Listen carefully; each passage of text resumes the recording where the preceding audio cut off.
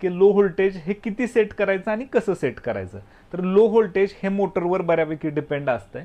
लक्षात ठेवा तुमची मोटर कमीत कमी किती व्होल्टेजला समाधानकारक चालते ह्या आकड्यावरून तुम्ही त्या मोटरचं लो व्होल्टेज ठरवू शकता. माझ्या मते साधारणतः 3 फेजला 280 हे लो व्होल्टेज सेट करू शकता आणि सिंगल फेजला 180 हे लो व्होल्टेज सेट करू शकता साधारणतः.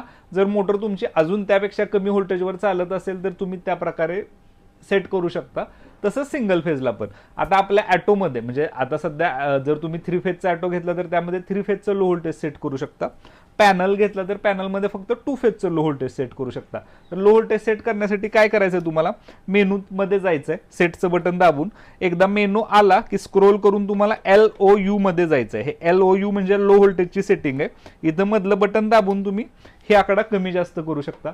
लक्षात ठेवा तुम्ही जेवढा व्यवस्थित आकडा सेट कराल, सपोज तुम्ही 280 आकडा सेट केला तर वरनं काय करणार असतं, 280च्या खाली व्होल्टेज आलं तर पॅनल किंवा ॲटो हा लो व्होल्टेजनं मोटर बंद करेल.